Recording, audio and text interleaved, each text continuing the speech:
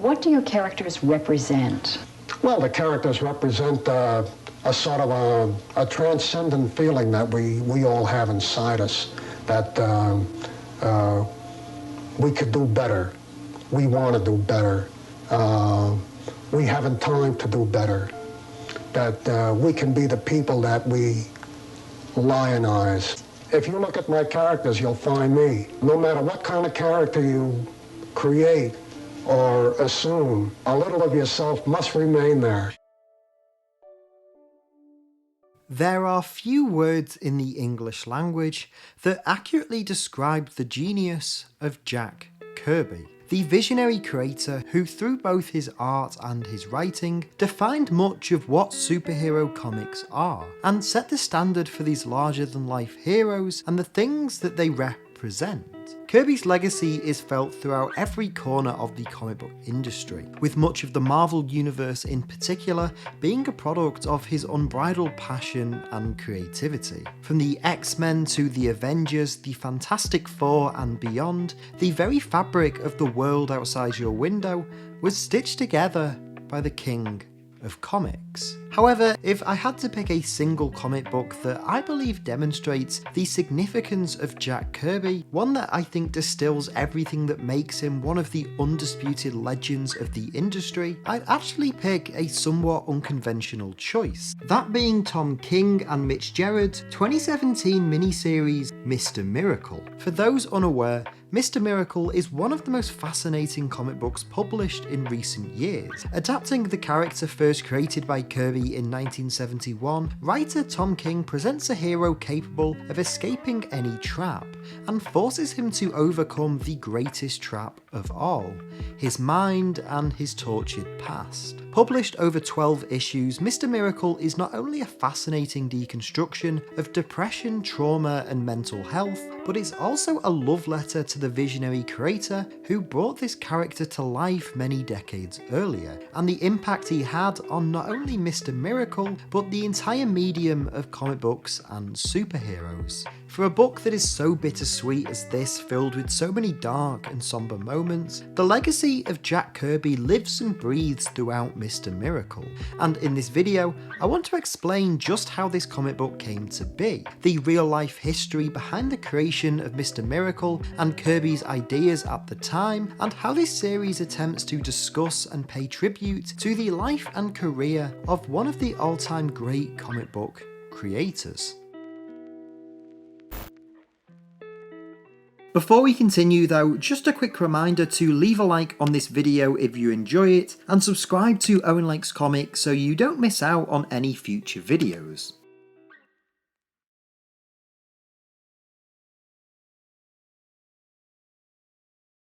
In order to best understand how King and Gerads' Mr. Miracle series pays tribute to the life and career of Jack Kirby, I think it's first worth discussing the history of the man himself, and what led to Kirby's move to DC Comics and the creation of the Mr. Miracle character. By the early 1960s, Jack Kirby was already a name synonymous with superhero comics, as he and writer Joe Simon had created the patriotic superhero Captain America in 1941.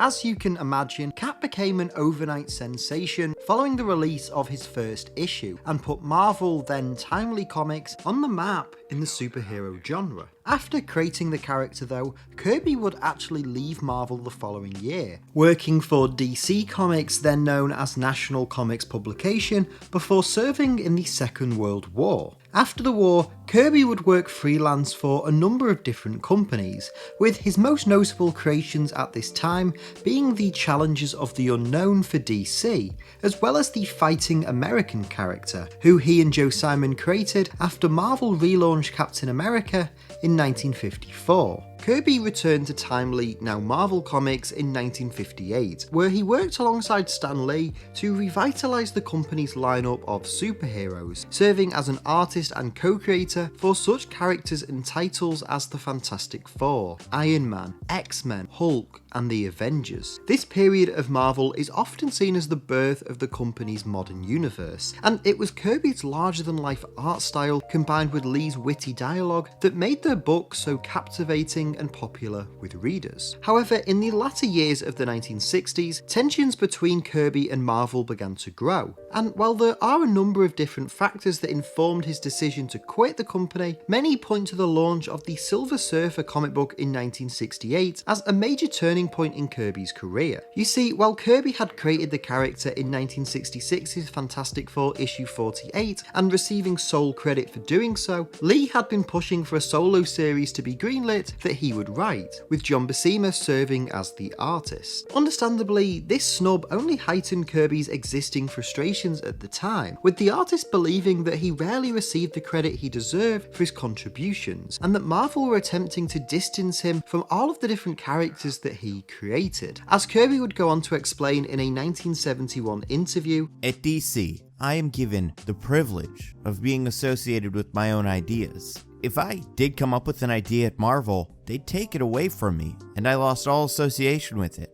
I was never given credit for the writing which I did. Most of the writing at Marvel is done by the artist from the script." While Kirby's frustrations with Marvel grew, it would be editorial changes at DC that would truly set the wheels in motion for the King of Comics to arrive.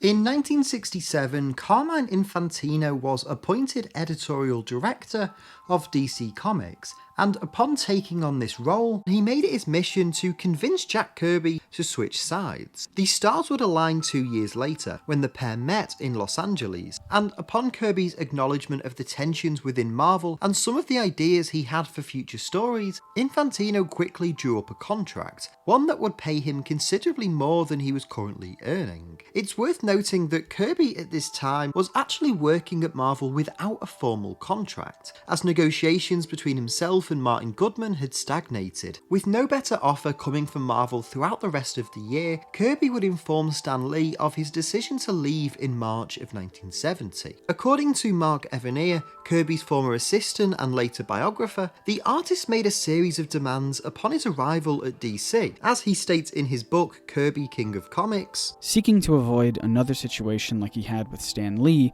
Jack set a condition. He would work with a writer who would provide a full script, all the plots, all the words up front, or he'd write the script himself.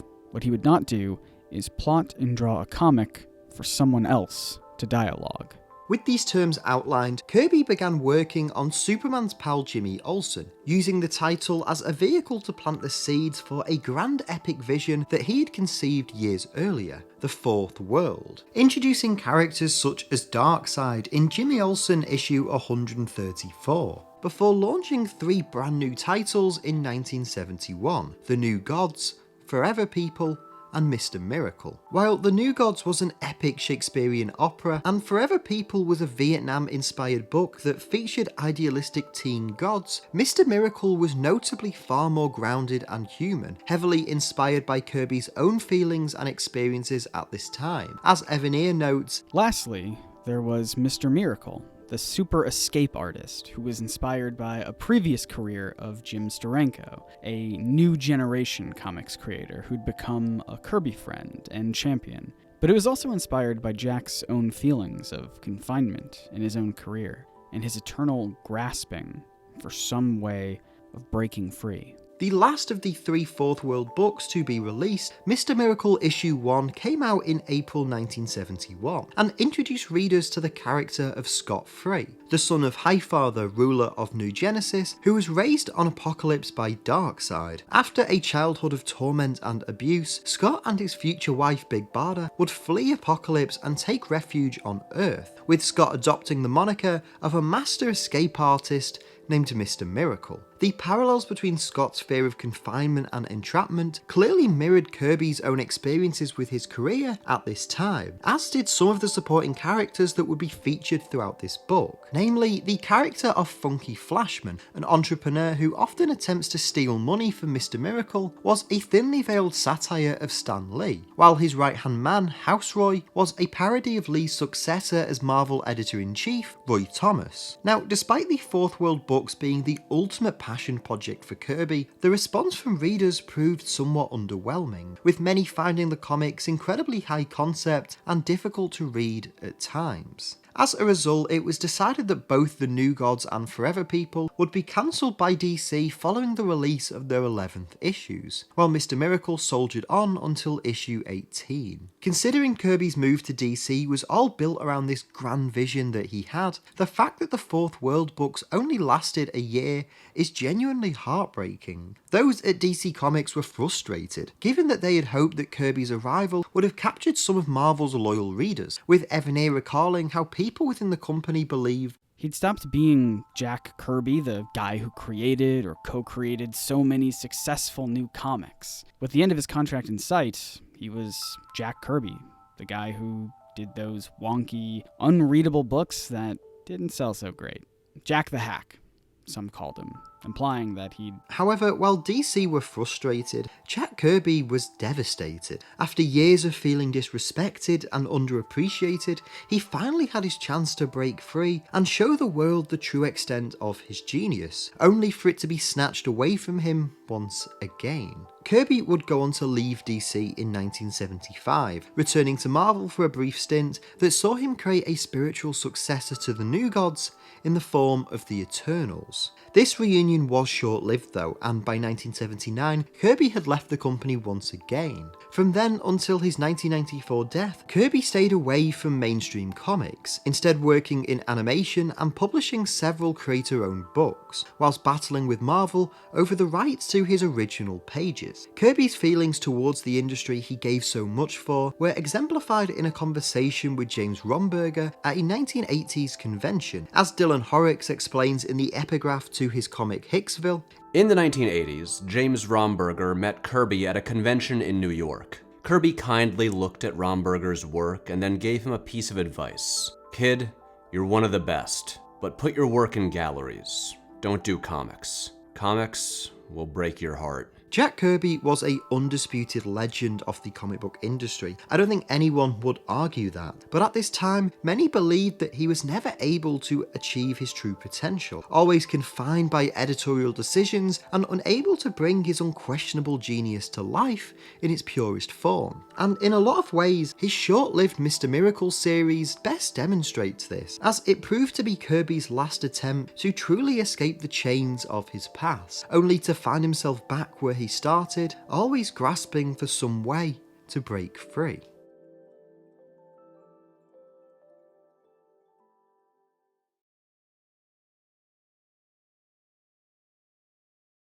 Understanding Jack Kirby and his history is pivotal to explaining the significance of King and Gerads' Mr. Miracle comic series, as this book doesn't just pay tribute to one of the all-time great comic book creators, but it built off Kirby's own feelings towards his career at this time and recontextualizes his emotions into a story that serves as a genuine love letter to the King of Comics and what he represented. Throughout much of his career, Tom King has used this real-world history of the various characters he writes and their creators to inform the wider themes of his series, and Mr. Miracle serves as arguably the perfect demonstration of this technique in practice. So in order to explain how King uses this context in his stories, I want to hand the video over to Steve Baxi, who will discuss not only how King uses both reality and fiction in his stories, but also the original ideas for Mr. Miracle and how this fascinating comic book series came to be. Writer Tom King's career changed sharply in April 2016. The Omega Men became a New York Times bestseller, The Vision was a critical darling, and he was announced to be the new writer of Batman for DC Rebirth. As he explains in a July 2017 interview, this should have been his happiest and most celebrated time as a writer. However, that month, King suffered a severe panic attack, one he likens to the opening scene of The Sopranos. Upon arriving at the hospital, thinking he suffered a heart attack, he received a call from his estranged father, who informed him that his grandmother, the woman who raised him, had died. In the following months, King expressed disbelief at the idea that Donald Trump would become president, a fact that would dominate much of the next stage in his work. According to King, Mr. Miracle was born out of this confluence of events. The short pitch, based on King's own experience, was trying to capture the feeling of waking up into a world you didn't recognize, a world where the good is too good to be true, and the bad is too bad to be possible. Before this existential awakening, Mr. Miracle was originally just another Batman comic. After Sheriff of Babylon with Mitch Gerads had wrapped, both men were looking for another collaboration. King expressed a desire to tell an adult Batman crime story, The War of Jokes and Riddles.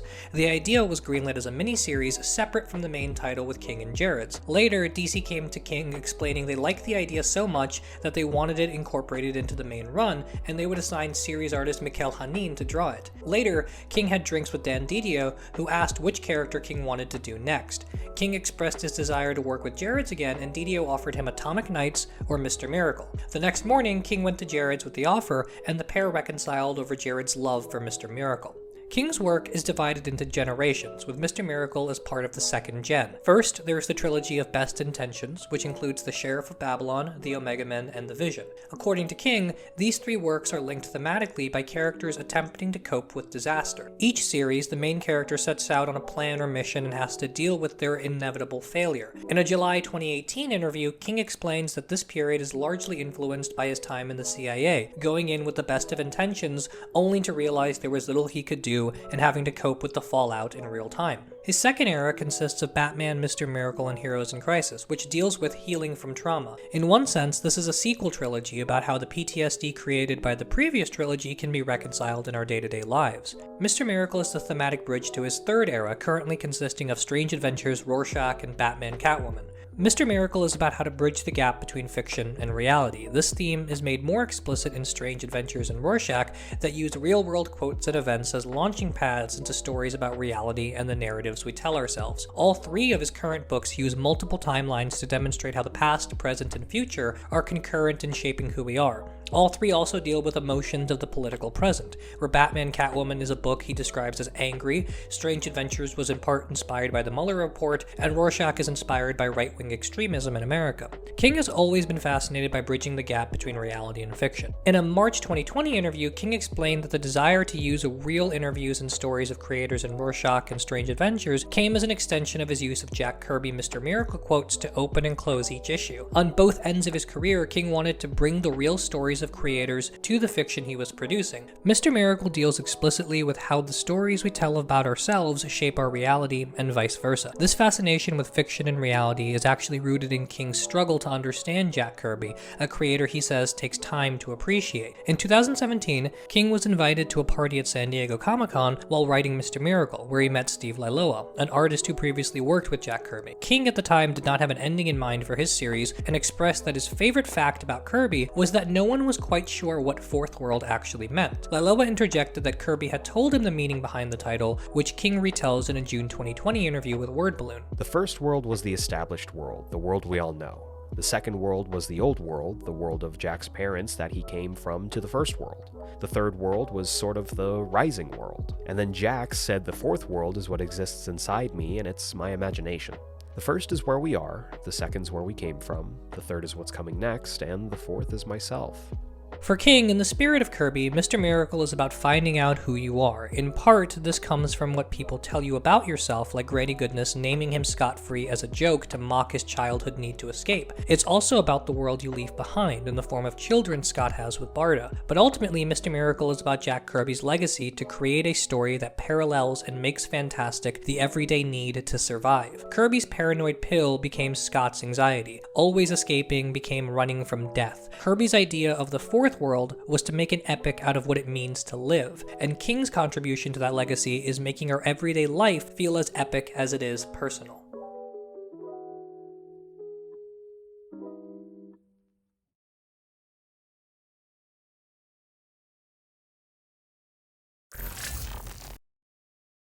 Tom King and Mitch Gerads' 2017 Mr. Miracle series is one of the most fascinating and unique comic books I've read in recent years. Throughout 12 issues, the duo reinvent the classic hero, taking the original premise outlined in 1971, a new god who can escape from any trap, and use it to examine the impact of childhood trauma and PTSD on someone whose life has been defined by trying to break free, but never truly escaping the past. The book follows Scott's attempt to find peace in the life that he and Big Barda have created on Earth, where he's an international celebrity and arguably the greatest escape artist of all time. Despite this success though, Scott is haunted by the trauma of his childhood raised on Apocalypse, always fearing that the past he fled will one day catch up to him. This fear becomes reality in the first issue of the series, where Darkseid has murdered Highfather and reignited the war between Apocalypse and New Genesis, ultimately forcing Mr. Miracle to choose whether to flee and escape once again, or finally face his trauma and attempt to overcome it. While this series is clearly an exploration of mental health and trauma, themes that writer Tom King has analysed throughout much of their work, Mr. Miracle is also a deeply personal tribute to the hero's creator, Jack Kirby. As mentioned previously, when the character was first created, Mr. Miracle was a symbol for Kirby's own fears of confinement in his career. With the Fourth World books he went to DC to publish, serving as his attempt to break free and finally tell stories that were unquestionably his singular vision. King and Gerads used the setup of Scott free, being forced to confront the world he escaped from, to comment on Kirby's career and his legacy, particularly the ways in which the Fourth World comic books influenced the entire superhero genre. The notion of combining a love letter to Jack Kirby with an exploration on PTSD and mental health may sound like two entirely distinct themes at first, but for Tom King, any attempt at telling a modern Mr. Miracle story would have always resulted in Kirby's presence being all over it. As King explains, "When I read the Fourth World stuff, to me it reads like an incredibly personal work. It reads to me as a guy who'd been through war and come back from it. It reads to me as a guy who'd achieved his greatest dream in life, which was to become this sort of comic creator for his family and then lost it. And was trying to recover it when he moved from Marvel to DC. It's known that he originally developed the Fourth World for Marvel as this kind of Asgardian world, then he brought it over to DC when he felt disrespected how Marvel treated him. To me, when I read it, I see all of that mixed up. All that anger at Stan Lee, Marvel, all of that combined with a guy who grew up in the Jewish ghettos of the Lower East Side and had to scrap for everything he ever had, and fought his way through World War II. To me, it reads as an entirely personal work. With this in mind, it's clear that Mr. Miracle's journey to overcome his trauma and find happiness in the life that he and Barda have created on Earth, as well as the constant fear of his past catching up to him, is designed to parallel Kirby's own anxieties at the time of Mr. Miracle's first publication. This sense of entrapment that Scott and Jack both share is represented in a number of different ways throughout the series. Namely, as Scott attempts to raise a family on Earth, he's haunted by the looming figure of Darkseid, the comic's primary villain, with the phrase "Darkseid is" frequently glitching onto the pages, with Scott constantly fearing that he will one day have to face his adopted father once again. It's worth noting that Darkseid is not only a character created by Kirby, but they're a villain whose motivation primarily exists to eradicate free will, the very thing Kirby sought for so much of his career. Likewise, Gerads' near exclusive use of a 9-panel grid throughout the book also contributes to this feeling of confinement, with the rigid layout beginning to resemble bars on a prison cell the longer the story progresses. But this link between Kirby and Scott Free isn't just evident in their fears of confinement, as throughout Mr. Miracle, King attempts to offer some form of peace and closure to the hero, and by extension offers a fitting send-off to his iconic creator. This is best demonstrated by issue 5 of the series. You see, in the previous issue, Orion had travelled to Earth to seek Scott's help in the war against Darkseid, only for him to believe that Scott's apprehension was due to him secretly working with his adopted father, and as a result, Mr. Miracle was sentenced to death. Issue 5 serves as Scott and Barda's final day together before his execution. The couple spend the day in Los Angeles visiting the Chinese theatre, where they place their hands upon the various handprints scattered throughout the pavement. Scott, still mourning the loss of his father and fearing that his pending execution is something even he can't escape from, finds himself placing his hands against those of Jack Kirby. Over the course of a single page, this moment encapsulates so much of what this entire comic book series is about. Throughout the story, Scott struggles with his past and the expectations set by his godlike fathers, seeking to simply live a happy life with his wife on Earth, but finds himself being dragged back into the fight he once escaped from. This fear is demonstrated perfectly by Scott reaching out to place his hands inside of Kirby's, only for his hands to be just too small to fit inside of his creators. I think it's worth noting that in real life, Kirby doesn't actually have his handprints outside of the historic cinema, though his frequent collaborator Stan Lee does. As such, it's unsurprising that Scott and Barda's day together would be interrupted by Funky Flashman, the character Kirby created to parody Lee in the original Mr. Miracle comics. Although Scott's arc in this story is designed to pay respect to Kirby's own experiences at the time he first wrote the character, Jack himself is actually represented by two other characters. The first one is Oberon, Mr. Miracle's longtime manager and father figure, who's revealed to have died sometime prior to the first issue. Scott and Barda visit his grave later in issue 5, where we learn Oberon's surname was actually Kurtzberg, the real surname of Jack Kirby. Now, Oberon's death is not only designed to parallel Highfathers, with Scott now having lost both his biological father and the man who was arguably more of a father figure to him than anyone else, it also allows King to explore how his memory affects Scott throughout the story, and by extension, how the legacy of Jack Kirby himself affects those that he touched.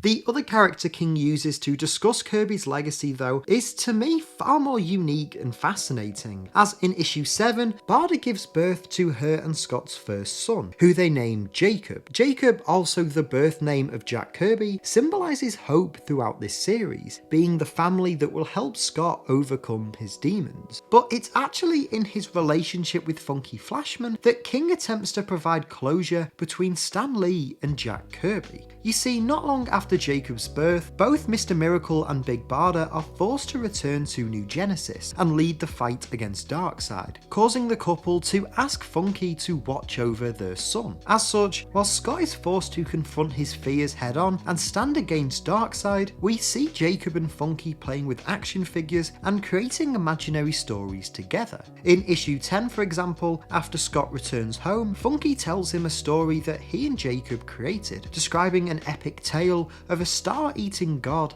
and his helper, a reference to Galactus and the Silver Surfer, whose solo comic was a major catalyst in Kirby's move to DC. However, while Scott quizzes Funky on whose idea this story really was, Flashman insists that it was Jack who provided the imagination, and all he did was simply add the words. In a way, the relationship between Funky and Jacob is Tom King's attempt to provide a friendly sense of closure to Lee and Kirby's often contentious relationship.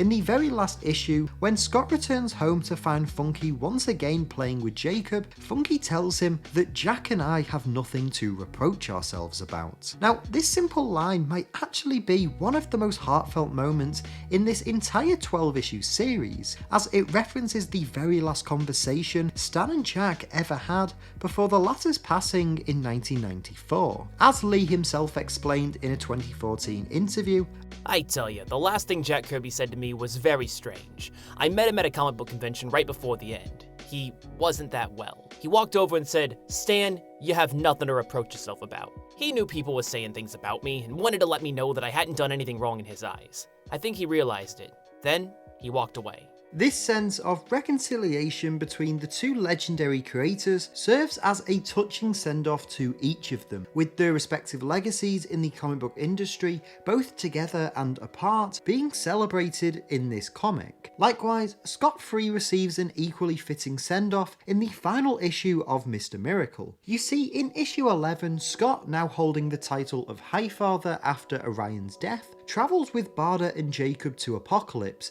to finally confront Darkseid, who tells them that he will stop his invasion of New Genesis if they hand over their grandson to him. Initially, it seems as if the couple might actually hand Jacob over to the villain, before Scott stabs Darkseid with a Farron knife, a weapon made from the flesh of Orion with the ability to burn a new god from the inside, and kills him.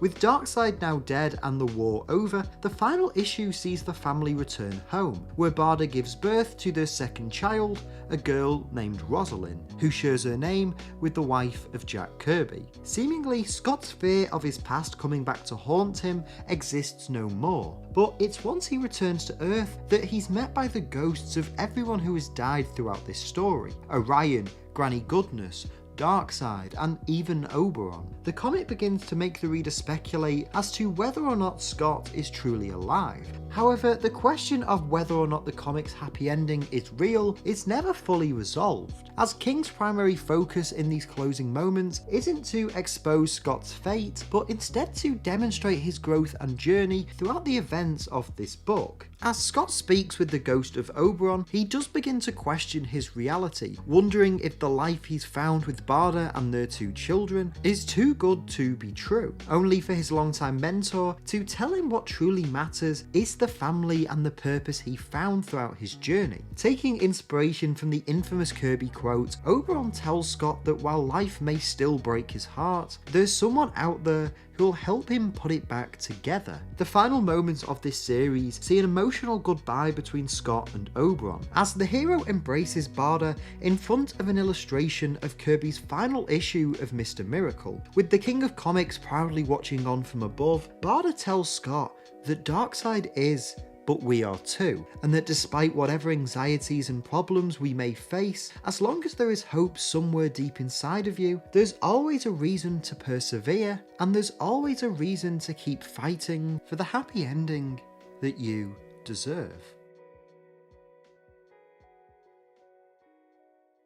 More so than anything else, I want this video to celebrate the genius that was Jack Kirby, as well as highlight the significance his work had on future generations of comic book stories. While there's no shortage of great Marvel and DC moments to choose from that articulate just how Kirby changed the superhero landscape, to me, Tom King and Mitch Gerads' Mr. Miracle series is such a visceral and heartfelt tribute to the legendary artist, one built off arguably his most personal creation. Knowing that the fourth world symbolized Kirby's imagination, the fact that King and Gerads used this space to tell a story that celebrates Jack Kirby is an incredibly fitting way to honor both his body of work and the man himself. Kirby's work always combined the normal with the fantastical, telling inspirational stories of heroes and gods, whilst always making their struggles feel truly relatable to readers, showing us all that even the most powerful beings imaginable still shared our fears and fascinations. As Glenn David Gold explained, Kirby elevates all of us into a realm where we fly among the beating wings of the immortal and the omnipotent, the gods and the monsters, so that we, dreamers all, can play host to the demons of creation, can become our own myths. And that is the legacy of Jack Kirby that King and Gerads attempt to celebrate. At its best, Jack's stories made the incredible feel human and the human feel incredible, and I don't think it's hyperbole to say that he was the ultimate everyman of the comic book industry. To quote legendary comic book artist Neil Adams, "To know how important Jack Kirby is, you'd really have to know how important the comic book industry will become, not what it is today. In the daily work of a person, it's hard to see how important what they do will be, unless you step back and view it as a whole. Only then can its richness be seen in dim outline. His life's work has made him a place in the minds of people that will only increase with time and never diminish. In some strange way, in some friendly way, Jack has become one of his own creations, a new god." Attempting to follow this formula, King and Gerads tell a story about one of Kirby's most human characters, a hero who often represented the artist's own anxieties and fears, and used it to not only discuss the very real problems that we all face, but also to celebrate Kirby's most ambitious project, one that was so deeply influenced by his own life story and the people around him. In short, Mr. Miracle is a brilliant tribute to Jack Kirby, but his legacy isn't just confined to this 12-issue story. It can honestly be felt in virtually every corner of entertainment, from the blockbuster-shattering Marvel Cinematic Universe, the DC Extended Universe, and even beloved film franchises that are far removed from the world of comic books and superheroes, such as Star Wars and even Alien. Kirby's artwork and his epic visions are genuinely a fundamental cornerstone of the media that has shaped generations across the world, and it's this legacy that has made him one of the most celebrated and beloved names in all of entertainment, as well as the unquestionable king of comics. There will honestly never be another Jack Kirby, but that doesn't mean his impact isn't felt throughout so many people today. In a lot of ways, we all carry a piece of Kirby with us in our imagination, and because of that, I think his genius and his legacy will live on forever.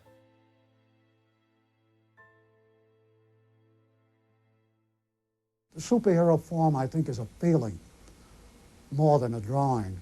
I like people naturally. I see people larger than life. We all dream. Yes, we act realistically, but we dream beyond that reality. And our dreams make us larger. We all want to be larger, and we all want to see what's beyond all horizons. And today we have our superhero. We believe in them because we believe in ourselves.